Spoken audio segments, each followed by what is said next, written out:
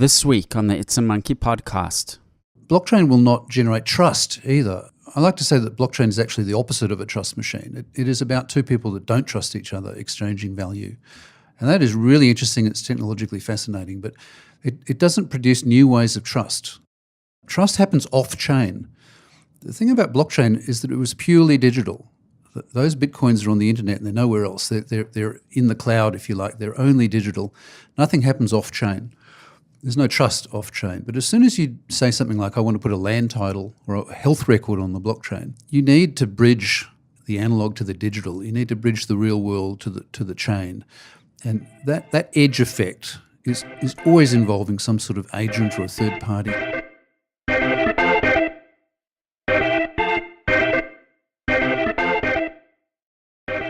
Good morning, good evening, hello, wherever you are in the world. My name is Kevin Garber. I am the CEO of ManageFlitter and soon to be Manage Social as well. We are coming to you from the beautiful Sydney, Australia. Spring here. If you follow me on Twitter or Instagram, you'll see some beautiful spring photos that I have been sharing. You are listening to episode number 108 or 108 of the It's a Monkey podcast. It's a tech podcast where we talk about entrepreneurship, innovation, blockchain technology, AI, machine learning, how technology affects society. So we really cover a very, very wide range of topics. We interview thought leaders in the space. And as usual, I have my co-host with me, Kate Frappell, who's in Whistler, Canada at the moment. Kate, thank you for joining us. No worries. It's good to be here. It's very, very cold outside. It's a perfect 23 today in Sydney, Australia. It is literally the textbook human perfect temperature, which is wonderful. We got a very big dumping of snow last night. So we've got maybe a foot of fluffy snow to wade through just to walk anywhere. Sounds fun. As usual, we got a great show coming up for you. Later on in the show, I chat with Steve Wilson, who's the principal analyst at Constellation Research. Now, Steve is in Sydney, which is great. I managed to drag him into the studio. Always nice when we can have an in-studio guest as opposed to Skype. And we spoke about blockchain. Now, you'll probably notice that there's a bit of a theme going on our podcast with blockchain and Bitcoin because it's really hitting its stride, not only in terms of price. I mean, Bitcoin is now over $7,000. Bear in mind, a few months ago, it was only $400. But in terms of adoption, in terms of people talking about it, in terms of people understanding it, in terms of a real sense that blockchain and Bitcoin are here to stay and could be pretty transformative to our society, not only in terms of being a cryptocurrency, but in terms of democracy itself. As a store of value, Bitcoin is doing a lot better than many countries are doing. For example, the very unstable states of Zimbabwe and Venezuela and countries like that are just pouring into Bitcoin. So I had a great chat with Steve about blockchain, what it is, how it's related to Bitcoin. And so if you're interested in blockchain and Bitcoin, stick around and we will play that interview that I did with Steve a little bit later. As always, you can email us, podcast@itsamonkey.com. You can tweet us. We love to hear from you. You can subscribe on iTunes. You can rate us on iTunes and give us a bit of feedback on iTunes. We're going to kick the show off, as always, with a little bit of tech news. And Kate, I actually bumped into a friend who's a listener to the podcast, and I was chatting to him about what he enjoys. And he said he actually often enjoys the news items as much, if not more, than the interviews. So we definitely shouldn't drop the news piece as well. And I'm glad he said that because I think there's so much happening in our industry that any way we can help people just surface some of the more interesting stories and the more interesting trends and give them a little bit of food for thought, it helps them a little bit because, boy, every single aspect of our industry just evolves at such a remarkably crazy pace. Yeah, definitely. I think the thing that most people would take away from it, as you said, it would be the discussion, the food for thought. A lot of the articles you read, they tell you the facts and that's it. But then if you have a discussion, you can actually say, well, this is what's going to mean for something else and like the impact it's going to have in general. And of course, today, before we get into our news items, the new iPhone is launching in Sydney. I assume it's around the world as well. Yep, iPhone X or 10. iPhone X. So it'll be interesting. We'll maybe get you one so you can have a play and keep in the loop. They're pretty pricey though, right? What, 1,100 Australian or something like that? I think so. The pre-orders started, I think, last week. But yeah, now they're probably available in stores. But I'd be interested to see, as much as I love Apple, they seem to have done a lot with this phone. And after Samsung's issue last year with it exploding and stuff like that, I'm a bit wary to see whether it's going to happen to the iPhone 10 as well. Look, I think Apple have been in this game a long time, and they're very good at what they do. I think it would be very unlikely that their phones would be exploding. I think anything's possible, but very, very unlikely. I think it was a culmination of a unique set of events where the Samsung, was it the Note? That was the Galaxy.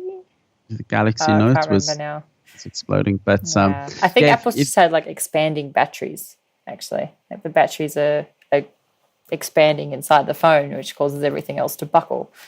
Right. Yeah, I think that was happening with the 8. So, but not exploding, just looking a bit funky. So I'll just wait and see with the 10. I think I can iron out the bumps first.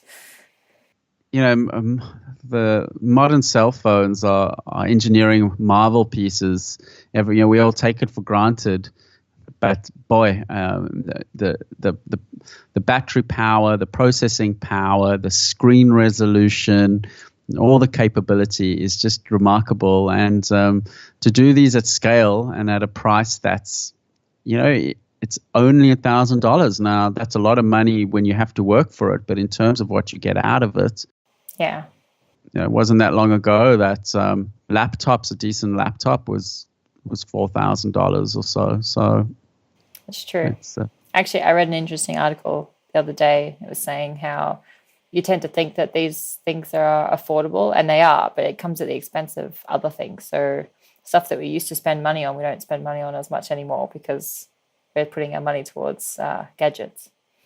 Yes, definitely. And also not only that, there's something called real cost economics where the impact to the environment and society is not taken into account. So if these phones are destroying parts of the environment because we're mining, and a lot of the time that's not factored into the price, or if there's exploitative labor, it's not factored into the price. So this is where capitalism does break down, particularly international capitalism, where it's difficult to regulate, because a way around that is to regulate and to create a level playing field, or tax, or control. So that's why clothes are so cheap, but what good is it if it's exploiting a whole society so we can have clean, cheap clothes? That's not the solution either. So real cost economics is something that modern society needs to get a whole lot better at. And of course, the blockchain can actually help with all of this by tracking and helping with micropayments, things like that. But that's a whole other discussion we won't quite get into, but that's why the blockchain is so interesting as well. But let's get into this week's news stories. I see there's a university that's come up with a prototype for an interesting new two-factor authentication. Some people might not know that by name, but it's actually when, for example, you try to log into your online banking, and it will send you a text, once-off code, so that you can log in. So two-factor meaning you have to provide 2 bits of authentication, your password, and it's often a text message or Google Authenticator. So two-factor authentication is becoming more and more common because it really helps prevent hacking. So I see they've come out with a new prototype that's a new take on two-factor auth. Yeah, so the Florida International University, at this stage only a prototype, but I think it could be a viable experiment. And they've called it Pixie. Basically, you pick an object. So it could be a trinket, a piece of jewelry, a tattoo, or something super common like a packet of bubble gum. And you can photograph that a number of different ways in good lighting. It will remember that, and then that becomes your second piece of identification. So instead of having to get these codes from like the Google Auth app, or as you say, like a text message from your bank, you have your secret object, and you use your phone's camera. So only a smartphone camera, could potentially also work on a smart watch or even like the Snapchat spectacles. You scan your object and it authenticates that way. So when they were doing this test, it's actually, they found it a lot faster than trying to switch between apps and put the code in, but slower than facial recognition, which is sort of what's getting introduced on the iPhone 10. I mean, it's sort of quirky, where it'll say, right to log in, just take a photo of, the picture of Auntie Jane, and you take a photo, or point your camera at it. But I don't think it's that much easier than firing up Google Authenticator, really. I would prefer it, to be honest. Like, imagine if you had a little tattoo on your finger or maybe your wrist or something instead, and you could use that to access all your stuff. It'd be so much quicker than having to swap and remember the code or write it down. And at the moment, I find it painful. I don't know. It doesn't. To me, it doesn't. To me, I find all types of two-factor auth painful. Probably what would be the easiest for me would be to say something. If something popped up on the screen and it said, please read this sentence. The cat jumps over the fence. And I'd just say the cat jumps over the fence, and boom, I'm in. That probably would be the most frictionless. But as soon as I have to point my camera somewhere and wait for it to process and to me, I may as well just fire up Google Authenticator and type in a code. But yeah, I guess potentially. I know. I think as well, like, aside from the code, they're starting to use their biometrics. They're using their fingerprint or scanning their eyes and things like that. But once that's hacked, it's not easily changed. But you could easily change your object.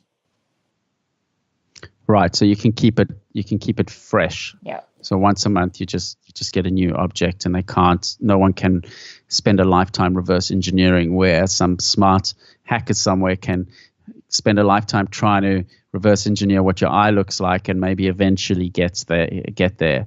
That's a good point. I mean, that I would imagine is a plus of being able to have a moving target the whole time. Yeah. But yeah. Even like a tattoo is actually, I found that interesting idea too. If you had a unique tattoo, but then you got to get a new tattoo every now and then, right? Well, but if they can't, because otherwise you're in the same situation.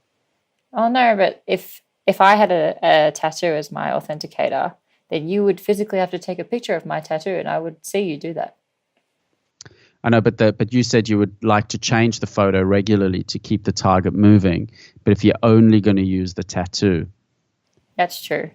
Then you're not changing it. So, but yeah, it's interesting. A tattoo would be an interesting concept. But I mean, what about an embeddable RFID or similar chip inside your bodies? Like, so that guy put the Opal card, which is the smart card for the Sydney's transport system. He embedded the chip in his wrist somehow. Yeah. What about a little chip that we get implanted in our finger that just seamlessly works as a two-factor auth as well?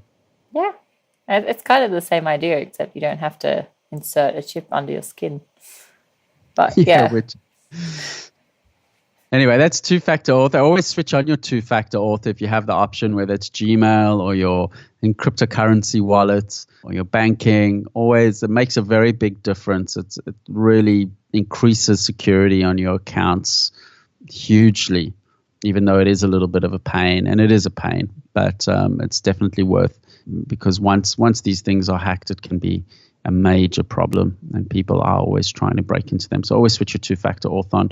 Another article in the news, Facebook Live launches a built-in screen sharing function. Now, this is one of these news stories that's it's just might actually not be that sexy, but has a lot of interesting practical application. Now, of course, Facebook Live is where you fire up a live video stream either via your mobile or via your desktop, and it streams your camera, and they've included a feature now where you can share your screen, which I think is pretty terrific for webinar purposes, training purposes, and it's I think it's a pretty smart feature. Live streaming has been going absolutely nuts. It's becoming more and more popular, with Periscope and Facebook Live being the two popular ones. I think Instagram's also got a live streaming. I don't know about Snapchat. No, not that I believe. But I would imagine quite a few businesses would be able to now use Facebook Live. Like for ManageFlitter, we'd be able to have a webinar only on Facebook Live, which would sort of be pretty cool, right? Instead of going through one of the webinar tools, we can actually just have a webinar via our Facebook page and share screen. So a simple little addition, but I actually think a really nice touch. Yeah, especially since like up until now, people have had to use third-party tools to do this and rely on them, and some of them haven't been all that reliable. So the fact that like Facebook's implemented it is a plus, and it's actually only available on Chrome, not Firefox. So it's sort of like interesting. Yeah, at this stage. So it's a browser extension, I believe. So you install the Facebook screen sharing extension, and then you can choose whether you want to show just an app, just the browser, or your whole screen, like all your computer. So you can actually like isolate what they can see as well, which is good, because when you're live and you're sharing everything to potentially millions of people, you're going to want to limit what they see on your computer, I think. Yeah, it's always risky. You always got to be careful when you screen share that you don't not screen sharing something incredibly personal. But yeah, look, Facebook still doing amazing things with their product. Facebook's earnings came out this week. They were amazing. The share bounced to an all-time high of about $186. Remember, Facebook listed, I think it was, I'm trying to remember if it was about $23, $24, somewhere around there. Right, and it has gone right up now to $186. They're making incredible product decisions on Facebook, Instagram. I see WhatsApp. I don't know if you noticed, they launched a new feature this week, Kate, where you can actually delete your messages. I read an article about that. Yeah, that you can actually retrieve them back before someone can see them. So I think people are going to have to start screenshotting a whole lot more on WhatsApp if they want to save stuff, because people can just delete things now, which I don't know, I've never really had the urge really to delete a WhatsApp message, but I don't know, maybe now that it's there, I'll see if I'll start using it. I mean, I chat mostly to friends on WhatsApp and for non-professional purposes, so I'm not quite sure how often or how important that feature is. I think more it's incriminating stuff if people send drunken texts or people having bad breakups or something, and wake up the next morning and they want to delete a whole heap of stuff that they said in jest. But anyway, it's interesting nonetheless that they've added that feature. Yeah, I feel like it could be a sort of an extension of some of these. I've forgotten what they're called now, but you can do it on Facebook as well in Messenger. You go into like a private mode. It's not as well known, but basically your messages expire. So right. once someone's seen it, sort of like Snapchat, somebody sees it, it's there for 10 seconds and it's gone. So you can use that feature, but people haven't really been picking up on it, I think. And so potentially this is their way of integrating it into a more accessible and a way to get it in front of people to see if they use it. I think there was an interesting article recently or a few months ago, it might have been The Atlantic or one of these long form online media websites where they spoke about how relationships these days live forever inside our email and our texts and our WhatsApps. And it was commenting how about before these technologies, you know, when relationship ends, maybe you'll have a couple of letters or something that you wrote, but not this almost live view into the relationship, where these days there's so much communication that when a relationship ends, you can almost go back over the whole period of the relationship on a day-by-day basis and almost even relive the whole relationship, and it doesn't really die. It stays there forever. It was an interesting article. Sure. If anyone's interested to Google it, it was interesting analysis. Yeah, definitely. I never really thought about it like that, but it's true. It's true. I've got all my I'm sure if you went through my archives, you'd probably find conversations I had with high school friends when I first got a phone. It's probably all archived, because if you've had an iPhone for a few years, like I had an iPhone 3, I think, in high school, and I've just sort of upgraded as the years gone by. But I've just always used the iTunes Sync to update each phone. So it's always carried the information from the previous phone. Well, I think what would be really interesting is for future generations, like your grandchildren, or imagine we could read our grandparents' day-to-day interactions with their partners and their friends, and I think it would be fascinating, right? I think it would be absolutely fascinating to see how they saw the world. I mean, some of it would be absolutely cringeworthy. Yes, right? I was going to say, I wouldn't want someone to be reading mine, but I would probably be interested in reading theirs. But yeah, and social norms change and moral attitudes change. So some of it will be very cringeworthy, but the others would be incredibly insightful. My friend posted this week on Facebook that she was given by her grandmother a diary that her grandfather wrote during the war. And she's only starting to read it now. And she posted some of these. Apparently, it was illegal to write a diary during the war because it exposed you if you got caught and things like that. But this guy snuck it away and wrote every day. And it's absolutely fascinating. It's absolutely fascinating to capture the insights into the story of. Every human's a universe, and to get a little bit of an insight into these unique experiences and unique times. And in the digital world, it's there. I mean, I think future generations are going to have these tools to be able to read all this historical bits and pieces, and maybe even our families go through our Facebook accounts. And I think there are tools, and Facebook gives you tools. I think Facebook lets you allocate someone to take control over your Facebook account in the event of your death, I think. Oh, that's interesting. I think there's a setting there.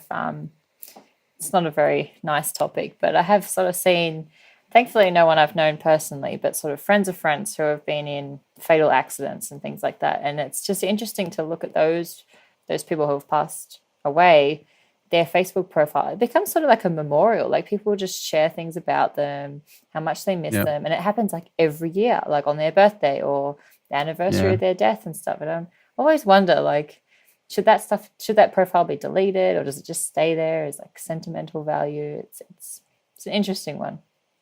It's an interesting one. And now Facebook have so many, well over a billion users. Every day they've got a lot of users that die. I mean, it is a bit of a morbid topic, but it's a very real. It's something they had to deal with.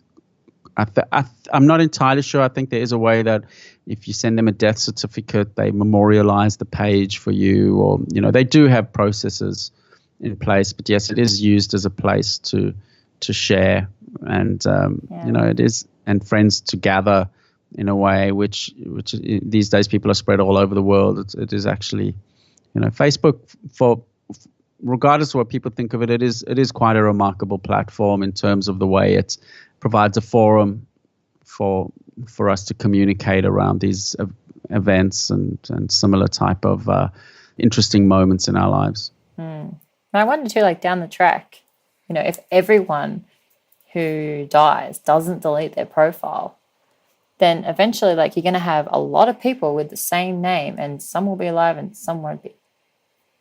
Like if you're searching for people and stuff, it's going to mess up some of the data. Look, they'll easily be able to surface searches of people that are alive only just by logins and things like that. I don't think that's that they'll have that sorted, and I don't think that's a huge thing. They'll just have to factor that in. But they're very good at what they do. They got some of the smartest people in the world there now. They really hit their stride. So I think Facebook's going to be around for a long, long time. So they're making some good decisions. Anyway, that's the news. We're going to take a short break. Remember, you can email us at podcast@itsamonkey.com with any feedback. You can also go to itsamonkey.com and leave some comments on our show notes. We always put full show notes up there. We're going to take a short break, and after the break, we're going to play my interview with Steve Wilson, who's the principal analyst at Constellation Research, and we talk more about Bitcoin and blockchain. Stick around. Hi, my name is Joe Pinto. I'm the Business Operations Manager here at ManageFlitter. Did you know that Twitter can be a powerful social selling platform? But the first step to effective social selling on Twitter is to grow your Twitter account with high-quality niche followers. For example, Let's say you are an online bicycle retailer. ManageFlitter could help you grow your Twitter account by helping you find and follow people who have the word cyclist in their bio. The more targeted your search is, the higher likelihood these Twitter accounts will follow you back. We have millions of users, literally, that have used ManageFlitter's search, sort, and filtering tools to grow their account with the right followers.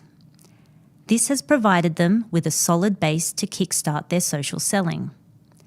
Feel free to drop by manageflitter.com to trial our product or email us at contact@manageflitter.com to schedule an obligation-free walkthrough. You're back with It's a Monkey podcast. My name is Kevin Garber. We talk about everything relating to tech, startups, the tech economy, and all those exciting bits and pieces on the show. I'm the CEO of ManageFlitter. Now, you probably would have noticed if you're a regular listener to the show that a theme has been blockchain and crypto for a couple of reasons. One is we think it's really going to be a fundamental building block of the next phase of technology in our industry. Another reason is that I always joke that there's probably only about 6 people that understand this technology. Everyone's a little bit too afraid to say that they don't understand it, but it's quite an obscure technology to understand. And a couple of weeks ago, we had Dr. Tal Rupke talking about his blockchain-related startup on our show, which is a startup that's aiming to have paperless medical prescriptions, and we chatted to Dr. Tal about his startup. And then there was a little bit of a Twitter interchange about that podcast. A few people shared it and a few people responded. And one of the people that responded was Steve Wilson, and he responded with a little bit of constructive criticism about the concepts in that interview.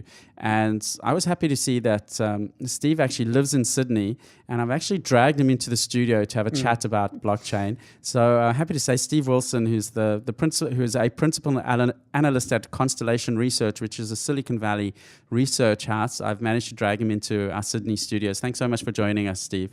Pleasure, Kevin. Great to be here. And it's good to be real, right? In real life. Here we are face to face. We get a little bit tired of all this virtual connection and social media connection, and it's face to face. Or as a guy I learned sales from many years ago, he used to say belly to belly, but I'm not quite sure I like that vision. But he always used to say sales needs to be done belly to belly, face to face. Is that English? Pot belly to pot belly? Yeah, it conjures up the wrong image. But anyway, face to face is fine. So blockchain. Now you had some interesting thoughts, Steve. Tell us what do you see as the lay of the land? There's a lot of hype. I mean, every time I hop behind the mic, Bitcoin seems to have gone back up. There's obviously a loose relationship, or I should say more than a loose relationship, a special relationship between the blockchain and Bitcoin. What's the lay of the land with blockchain technologies and technological state of play? Well, I think it's all about inspiration. I don't normally use a lot of metaphors because I try to explain blockchain in plain English. So many of the visual metaphors are just awful. But one metaphor I do like is that blockchain is like the Wright brothers flyer. The very first powered aeroplane. Mm-hmm. It flew something like 20 meters across a field. People watched it. They said it couldn't be done. It was the holy grail powered flight. Now, what blockchain did originally was that it solved the holy grail of cryptocurrency. And cryptographers said it couldn't be done. You couldn't have strangers exchanging electronic cash without some sort of intermediary. And the fact that blockchain did that was a lot like the flyer insofar as it solved an unsolvable problem in tech. And whenever that happens, history tells us that you get extraordinary innovation for years and years afterwards. But equally, you get a lot of missed turns. So the thing about the metaphor is that if you look at the history of flight for 5 years after the Wright brothers flyer, it was diabolical. Everyone and their dog got into the garage. They started putting together these contraptions. Most of them were farcical. And with respect, there is a lot of I'm trying to find some polite words, but there's a lot of there's well-meaning energy going on, but just extraordinary nonsense, crazy applications for this technology that really make no sense. So I think the next 2 or 3 years we're going to see some calm come in. I think that people are going to go back to the drawing board really carefully. And yes, blockchain technologies for the next 10 to 20 years will be important, but we can't really forecast in any detail what they're going to look like. And most of what I see is just nonsense. Most of the things that you read about blockchain are just flat out wrong. What about cryptocurrency? I mean, there's been a lot of talk that it's going to land up with a lot of tiers. I mean, Bitcoin's heading towards $6,000. Yeah. The JP Morgan CEO says it's totally a bunch of nonsense. How does the cryptocurrency fit into the whole blockchain side of things? It's intellectually and conceptually a mess. It's funny that the JP Morgan guy got so much flack for saying that he had a concern about Bitcoin. Bitcoin was constructed by crypto anarchists, and it's still by and large believed in by people that want to reject Wall Street, and they want to reject the Fed, and they want to reject the Australian Reserve Bank, and that's fine. I think that there is room in the world for cashless electronic money outside of the financial system. But if you're of that philosophy, you're a crypto anarchist, you thumb your nose at Wall Street, why the hell do you care what JP Morgan says about Bitcoin? I mean, get stuffed. Keep spending your Bitcoin by all means, but you can't have it both ways. Satoshi Nakamoto had a vision of getting away from institutional banking. And by and large, they realised that vision with Bitcoin, but now Bitcoin has got mired as a collectible. It's hyper-deflationary. If you're holding a Bitcoin, why in God's name would you ever spend it? It is unspendable as money. So I think that Nakamoto rolls in their grave as to what's happened to this thing. It's purely a collectible. It's only valuable because it's valuable. And if it's seriously separate from the financial system, then so be it. But now wrapped up in all of that, the excitement about Bitcoin appears to point towards some sort of validity of blockchain itself. Now, the original blockchain designed for Bitcoin is actually incredibly tightly coupled to Bitcoin. Obviously, there's the issue of mining, and the blockchain survives because of mining. But I'm talking about something deeper than that. Blockchain was designed for Bitcoin in the same way that railroad tracks are designed for railroad carriages. Now, theoretically, these things are separate, and you can take a locomotive off the train track and run it down the road if you like, but it's an awful thing. Bitcoin and blockchain go together because they were designed together. If you want to separate them, and if you want to do blockchain type of transactions in the real world, or if you want to put diamonds on the blockchain, or if you want to do, as some banks are doing, if you want to do electronic financial instruments on a blockchain type of structure, you have to go back to the drawing board and do it all over again. And indeed, that's what we're seeing. Big consortia like R3 are redesigning distributed ledgers for different applications. There are companies like Evernym who have designed a distributed ledger for identity attributes. You've got the Hyperledger project and what IBM's doing of using this sort of technology in a new form with a new design to do things like trade documentation and really complicated data sets. Quite different from the original Bitcoin cryptocurrency applications. And that's what I mean about innovation. They looked at the Wright brothers flyer of cryptocurrency and they rethought it, and they went back to the drawing boards, and they're coming up with stuff that, it's early days. They're coming up with stuff that has got legs, and it will go through another third and fourth and fifth generation before we really have, a proper blockchain industry. Do you think governments are very worried about crypto? I mean, as you mentioned, at the moment, the Bitcoin has no signs of being a replaceable currency because it's so volatile, because it's so deflationary. Depends which way you look at it, inflationary/deflationary, because of the price increase. But governments, being an anarchist currency, would governments be incredibly worried, just as the internet, in a way, decentralized information distribution? In a way, you can't shut down the internet. You can try filter it. You can try put firewalls. You can, I believe China over the weekend has tightened up a few things, but you really can't shut down the internet, I guess, unless every single country would make some concerted effort. Is blockchain in a similar state of affairs, that governments may be worried, but eventually it is going to find its own pathway, and we may see almost elements of the nation state questioned or threatened because something like a global currency, a genuine global currency, not just like not a proxy, just like the US dollar, will actually emerge? Yeah, I don't actually see any signs of real panic from the government. I mean, I think that the anarchists would like the government to be panicky, and there's certainly some noise and some chatter out there.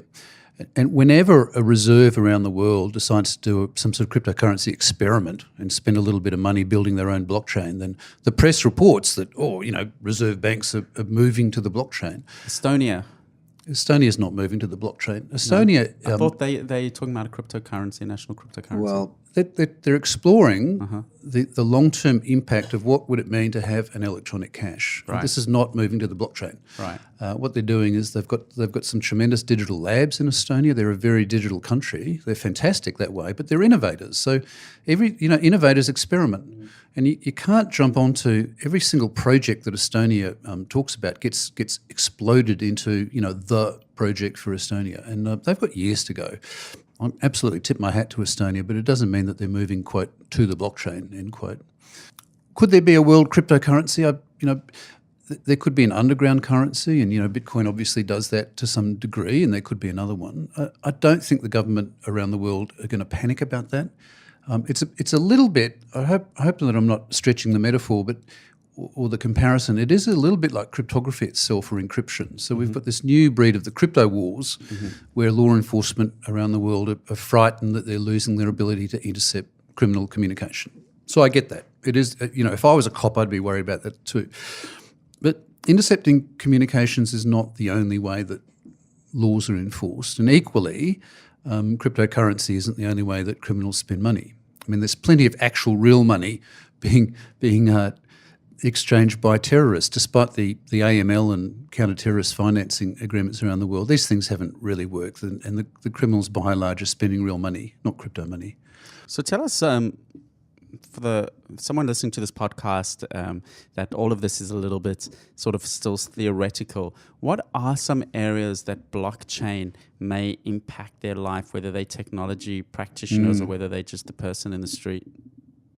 Well, let's understand that blockchain is a new form of plumbing. It's a new way of plumbing information. People talk about it roughly as a new breed of database. And look, insofar as we need ways of managing complicated data sets, and we need new ways of doing that quicker, then yes, blockchain is a type of database.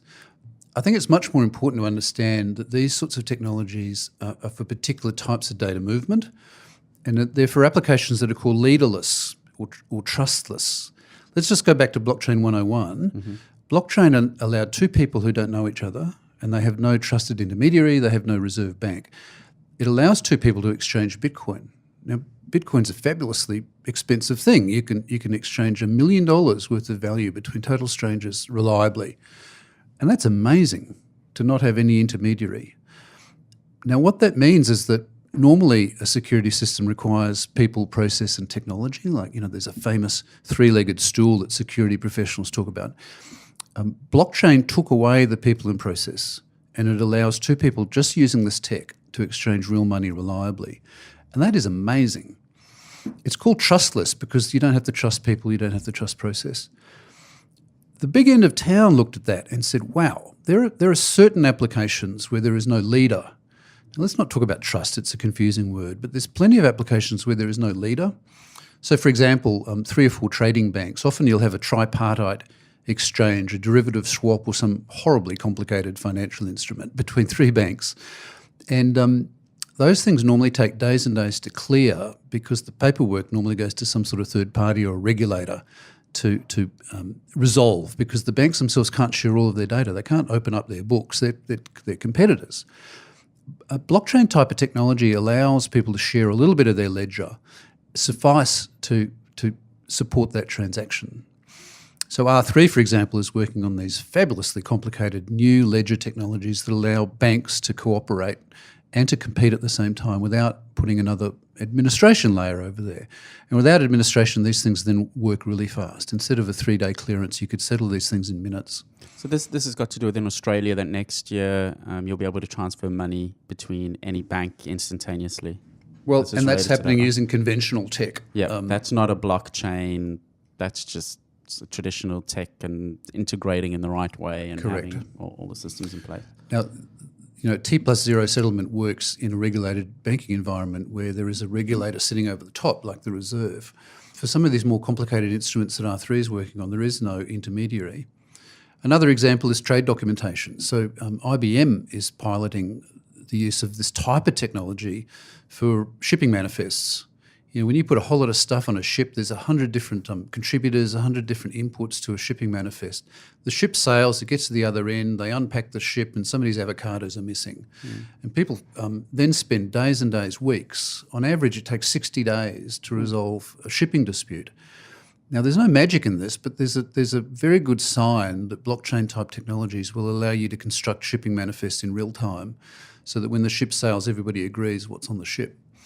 And this is quite amazing that the cost of shipping dispute resolution is several % of the cost of shipping. It's about as costly as the fuel. That's significant. It is incredible. So, I love this sort of story because shipping manifests, cargo manifests, data, blah, blah, blah, it's kind of mundane. It's not as sexy as Bitcoin. But the impact is going to be vastly greater than Bitcoin. Hopefully that will decrease prices for people. Exactly. You could take 1 or 2% out of the cost of shipping and that will flow straight through. It'll also come through in terms of time, goods held up on docks while people resolve disputes. All of this stuff has impact on consumers. So, we're going to see some fairly, I say by on the one hand it's mundane, but on the other hand it could be really transformative in terms of cost and time. So do you ever see this though? It's a type of plumbing. Does the person in the street ever see T+0 settlement from the Reserve Bank? No. But what they do get over time is that they get some cheaper banking, they get some new banking products.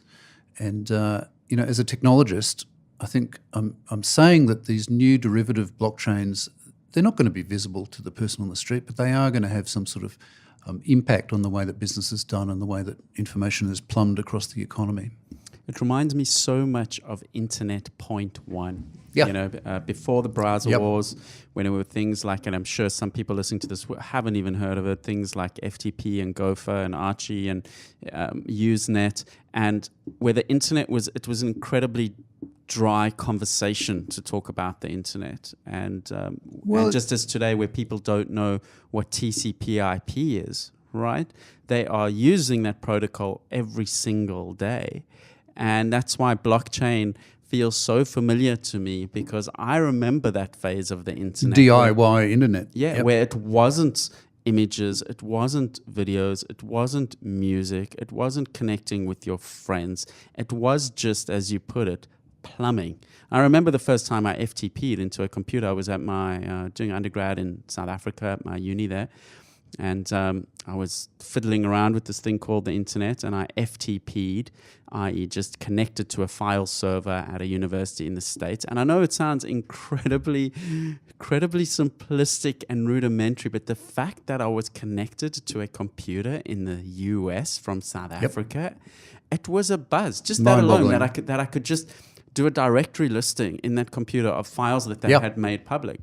Now, of course, to someone who's 20-year-olds listening to that, they'd probably sound like a super old person talking about, like, I remember a time when we didn't use automobiles type thing.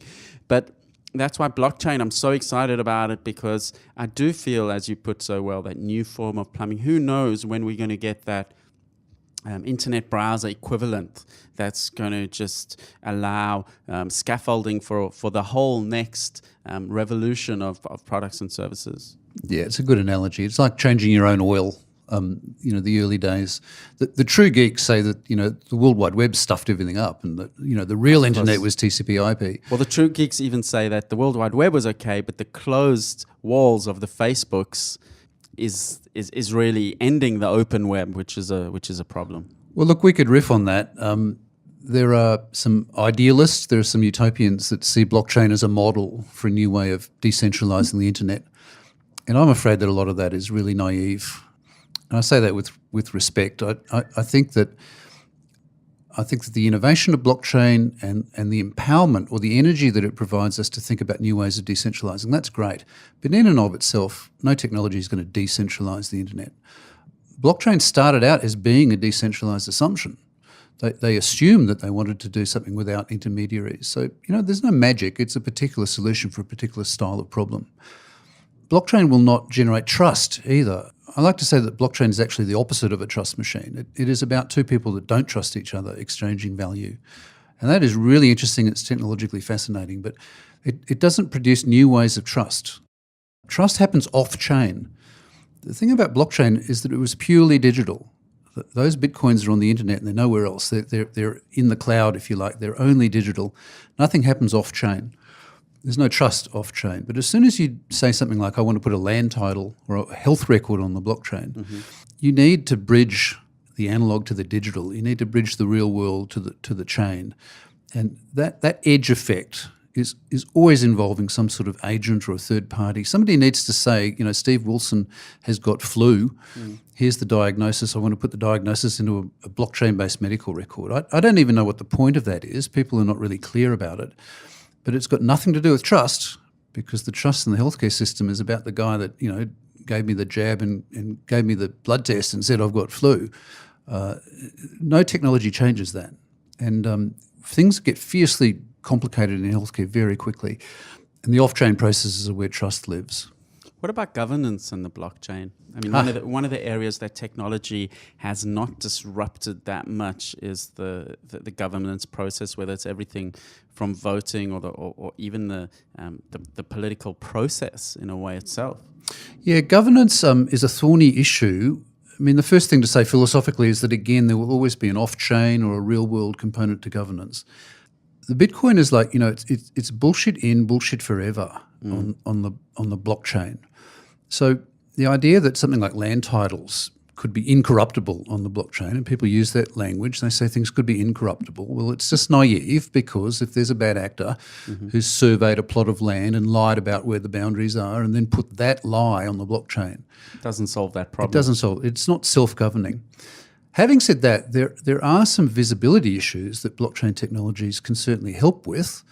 There's the Chief Technology Officer for R3, a guy called Richard Brown, has a lovely phrase. He says that this technology allows me to know what you see, and for you to know that I see what you see, and you know that I know that what I see is what you see. So, it's turtles all the way down.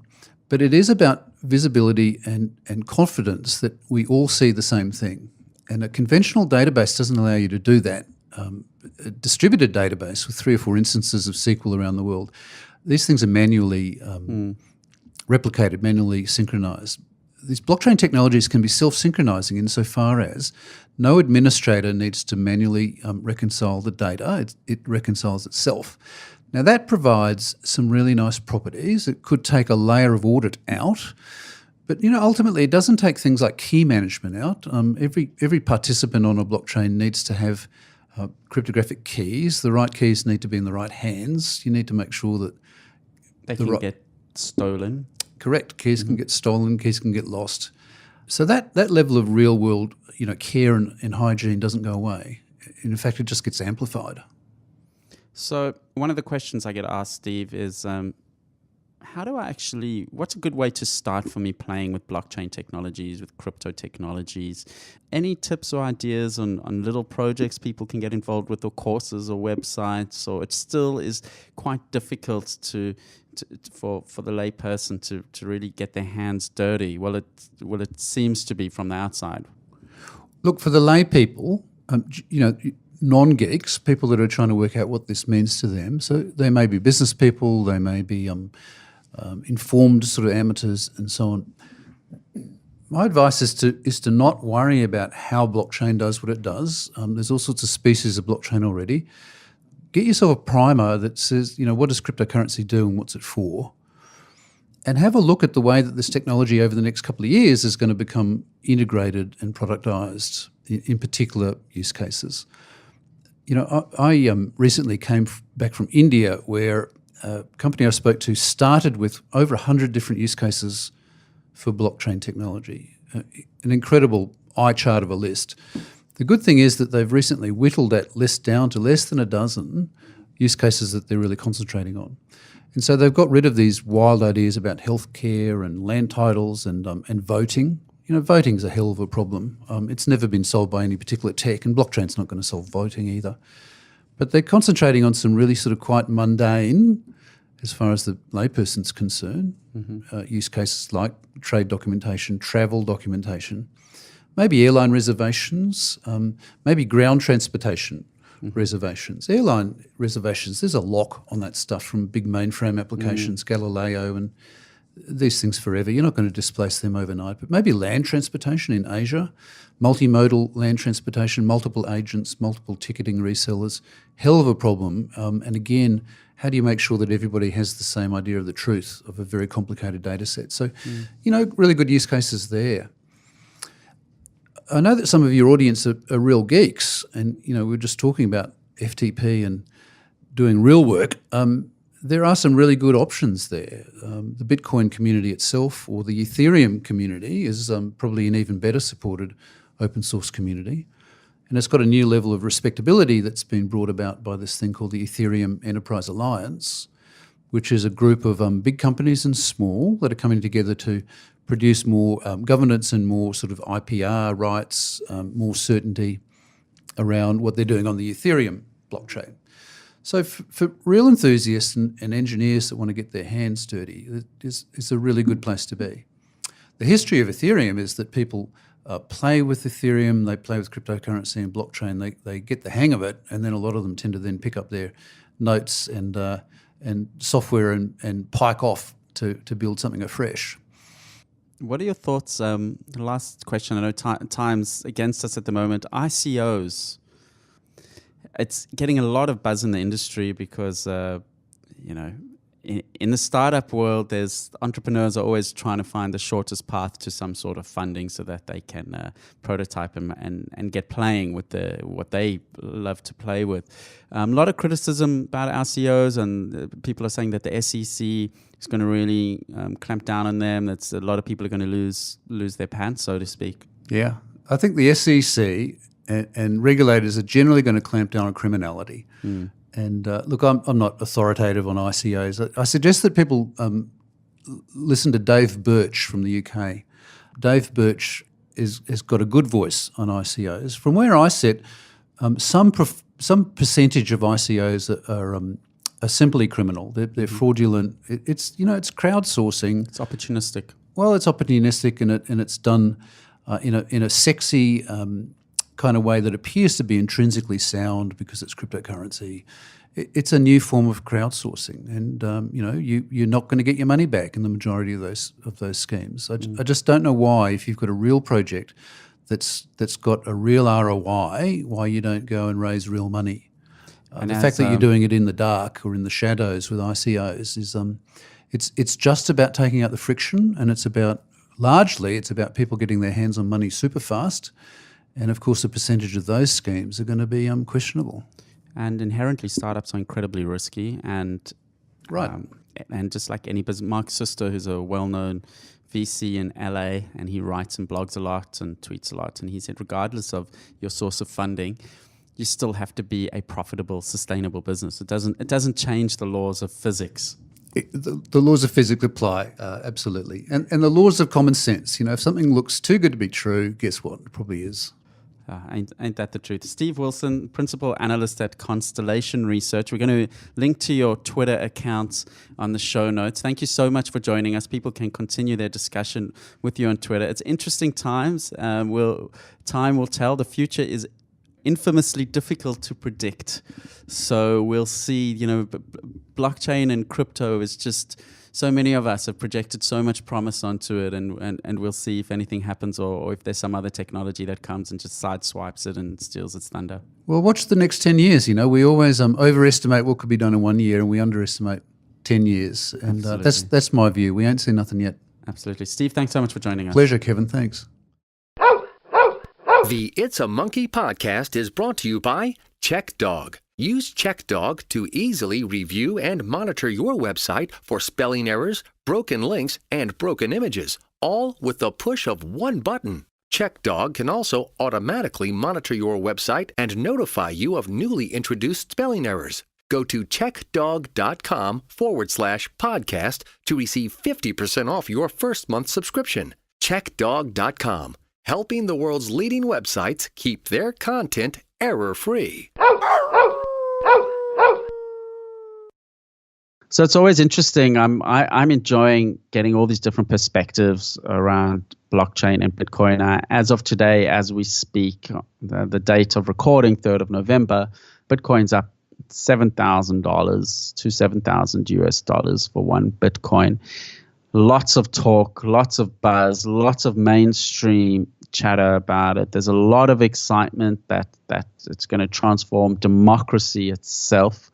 And I think it's up to all of us to really learn and understand this technology. It's hitting some sort of nerve somewhere. There's a lot of rumors that Amazon's going to start accepting Bitcoin, which will be absolutely significant. There's the first derivative trading that's going to happen with Bitcoin, which is significant because it will allow institutions to invest in Bitcoin. So it's always interesting, Kate, to learn more about this very obscure technology that just keeps on soldiering along.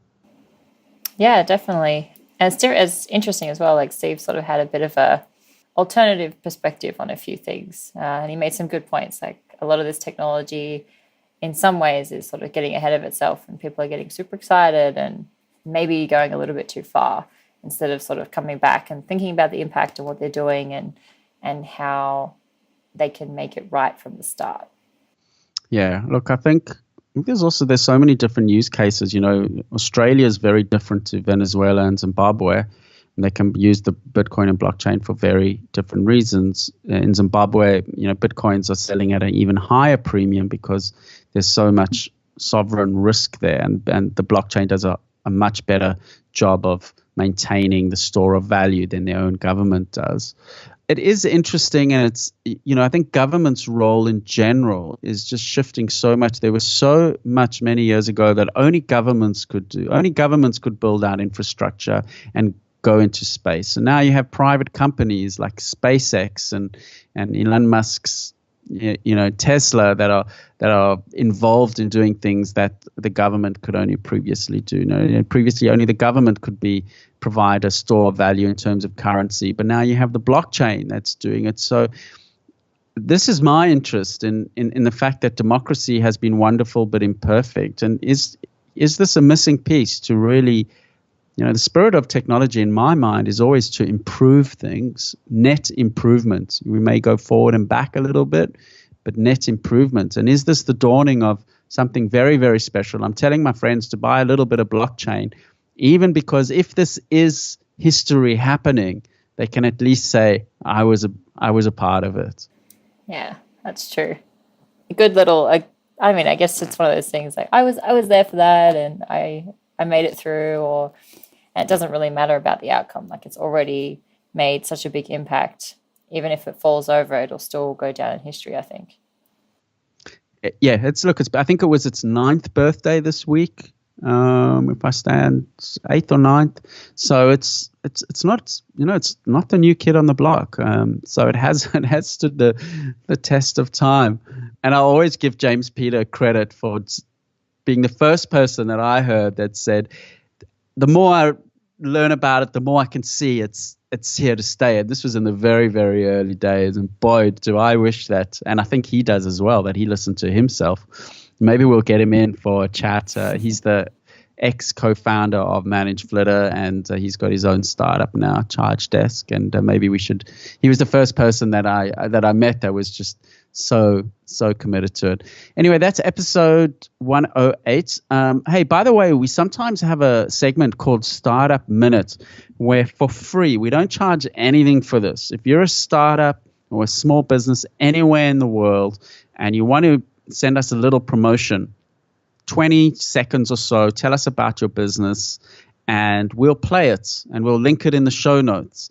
And we do this just because we love the industry and we love giving a bit back to our listeners. All you have to do is email podcast@itamonkey.com and say, hi, I'm from abc.xyz and we do 1, 2, 3 and love your show. And you'll get all of that. And we don't charge. So send us through a startup minute. We've been a little bit slack in actually reaching out and trying to get those. But I quite like engaging with the community in that way. So if you have a small business, you have nothing to lose. You'll get some nice links to your website. You'll get some mentions. It'll take you 2 minutes to do.